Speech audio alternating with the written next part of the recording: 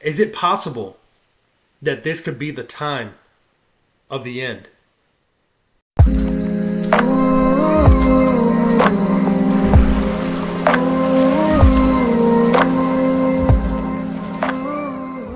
How's it going, everybody?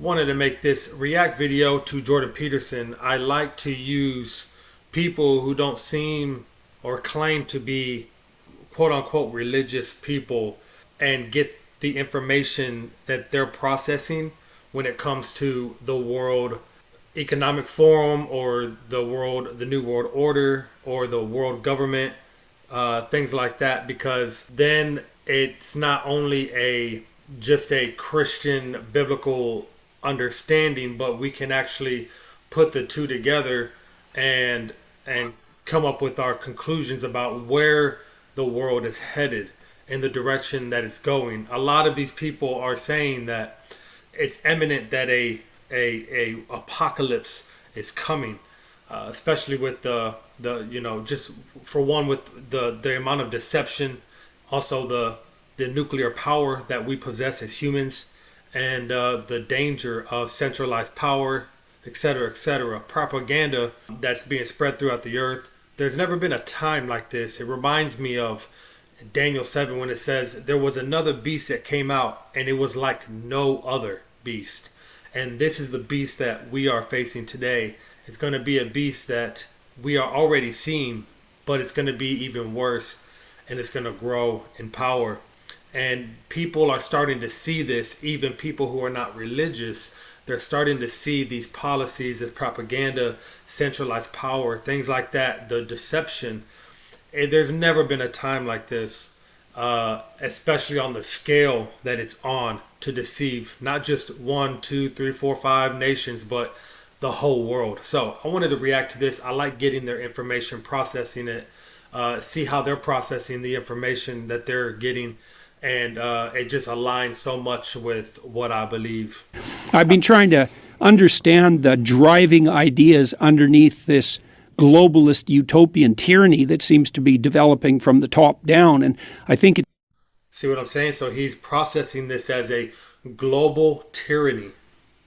And it's, a centralized power that's trying to collect power. It's driven at least in part by this religious vision that I already described, that you have to construe culture itself, especially industrial culture, as the tyrannical father raping and pillaging everything in its way, which is an unbelievably dangerous way to think, too one-sided.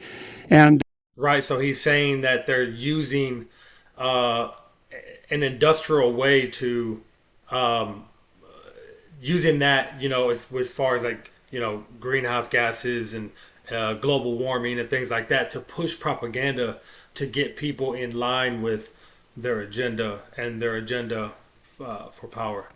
And the idea that you have to impose limits to growth on people in order to have a sustainable planet. And that's allied with a view that probably stems all the way back to people like Paul Ehrlich in the 1960s, who really believe, truly, that maybe the planet should only have 500 million people on it, or a billion, in... So a billion would be, 8 billion? So that would be minus 7 billion. Relative poverty, or 2 billion barely scraping by, because otherwise they're going to be wrecking everything, and, controlled by some top-down authority that makes bloody well sure that no one's consuming too much. And so when I look at ideas like that first assumption, the planet has too many people on it. It's like, I don't like to hear people say that, because when I hear that, I think, okay, buddy, who exactly are you thinking about getting rid of? Oh, right. Well, it's not like that. It's like, yeah, it's like that. It has to be like that. It is absolutely like that. And so, it's easy. So he's saying, people are saying there's too many people on the planet. And then people are saying, well, I'm not really saying that, but he's saying, yeah, you are. You can't be saying anything else. So what really is the plan here? Easy to get all paranoid conspiracy theorist about the WEF, say, and maybe there's some utility in that, but I don't think anybody's sitting at Davos going, well, we got to scrap 7 billion people. But if the underlying narrative is the one I just described, virginal planet, tyrannical patriarchy, and rapacious individual, and you believe, well, we're overpopulated, like Paul Ehrlich has believed since really literally the mid-1960s, then how is it not going to be that the policies that you craft stemming from that narrative are colored by the belief that there's far too many people? And like, I've really felt that I'd be at war. So he's saying that it's not like people are getting together, and there might be a couple top people, very top elite, but most people, even the elite, there's a level, and most of them are just in it for themselves. They have selfish reasons why they push policies and things like that, propaganda, but they don't really care about how it's going to end up. But there might be a couple people up there. But he's saying that a couple people up there that do understand what they're doing, and I do believe that. But he's saying that even the elite, just the normal elite, they're it's not like they're getting together and say, "Ooh, how can we wipe out 6 billion people?" But see, the devil is, and this is why I like to hear Jordan Peterson break it down, because he's so good at breaking down complex things. But the deception is so great. Like, even the people who are pushing the propaganda and things like that, they are also deceived. They don't know who's behind this working. And I know biblically, and also you can see it happening. Ultimately, it's going to end up to a world power with combined nations, and there's going to be one leader that runs it, and it won't last long, but that's what it's amping up to. And so he's saying it's not like these people are getting together and saying, how are we going to wipe out 6 billion people? But the policies that you're going to introduce and pass, they're going to lead to that because of human nature. There's no way around it. And so that's what he's saying. For the last 6 months. At least that's what I'm getting from it. And I would say it's war, because what I observed happening in Europe when I was there last was that, well, and you can see this, you don't have to be in Europe to see it, but it's more direct if you're there, is that it's pretty damn clear that the globalist utopians are willing to sacrifice the poor for the sake of the planet.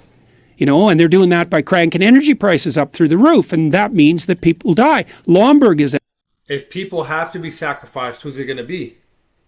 It's going to be the poor people, because, they're dirtier, they use more energy, they're consumers, right? They're not really creators, if you will. The elite, they create jobs, they create whatever.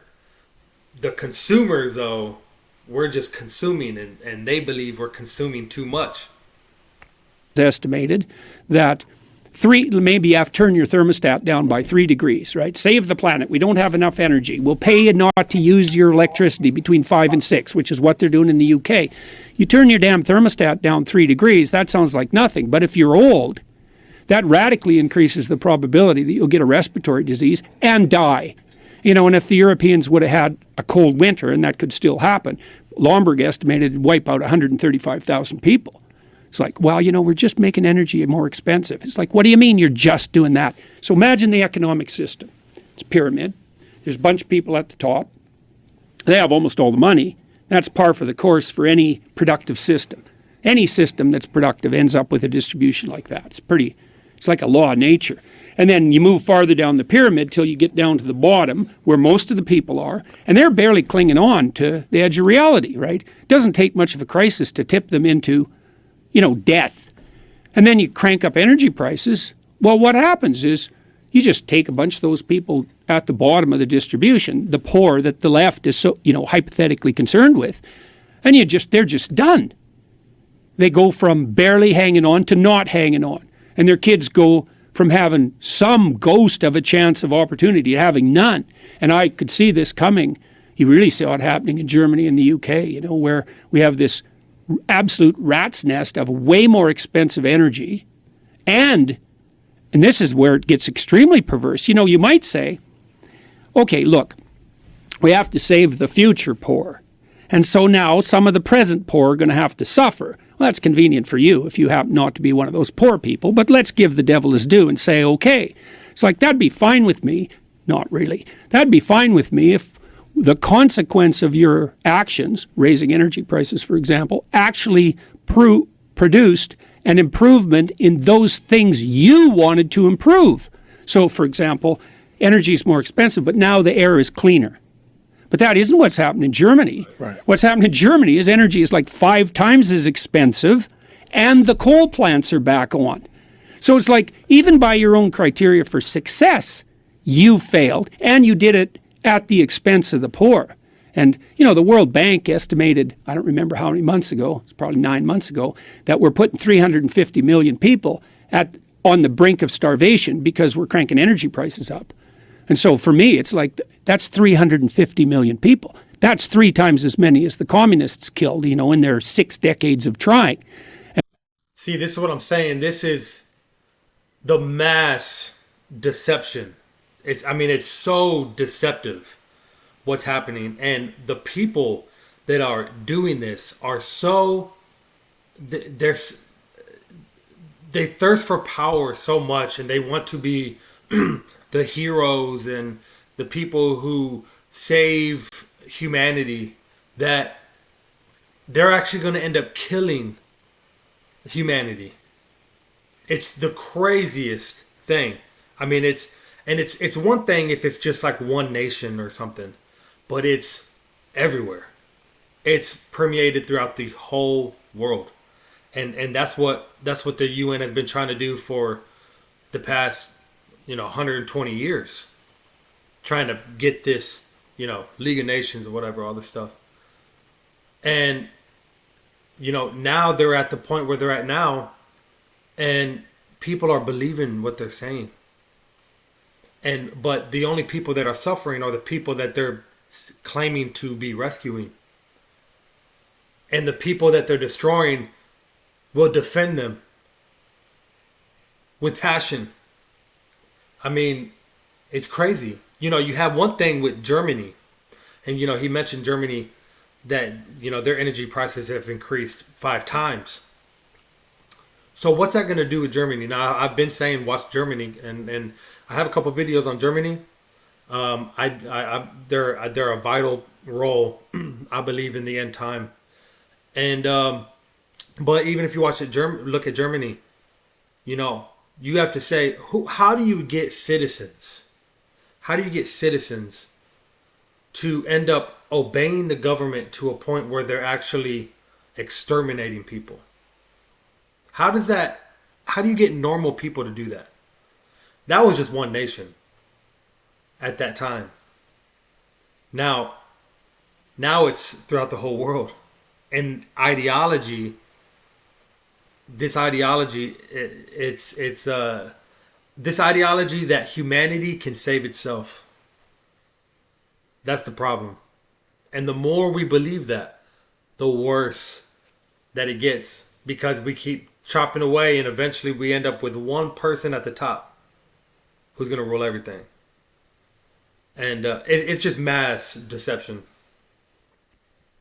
And if your cure for the planet is, we got to put 350 million poor people in jeopardy just so that things are hypothetically better in 100 years, I think, I don't think so, buddy. And also, it's a little bit too convenient for me that your prescriptions to save the planet are accompanied by this insistence that the only way forward to that is to give you all the power. It's like there's a bit of a moral hazard in that, don't you think? It's like, I'm just saving the planet. Give me all the power. It's like, you want to save the planet, or do you want the power? And let's put the second one first, because the probability He's about to say it. That you're a saint or the Messiah is pretty damn low. So that's the danger of the Davos crowd. So that's what I mean.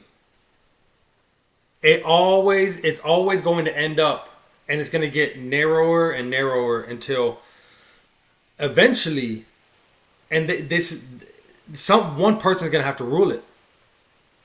And nations have already admitted this. Whoever controls the world government is going to be the one who leads the world, who's going to be the president of the world leader. single. What does that sound like to you? Is everything in place right now? As the world, and you look at the world government, the propaganda, everything that's happening, is it possible that this could be the time of the end? Has there ever been a time at this scale, in every aspect that you can think of, economically, politically, religiously, everything, interfaithism, all of these things are happening, and everything is being more and more and more centralized as the day goes by? And a world war, what do you think that would do? That would cause the world to desire a world government even more. So the deception is beyond great. I mean, it's mind-boggling how deceptive the times that we live in. But with that, I'll let you guys decide what you think. But I believe that this right here is totally in line with the beasts of Daniel 7 and in Revelation, when those same beasts are combined with the other beast that was like no other beast. That's the world government, guys. And that's what we're headed to. Catch you on the next one.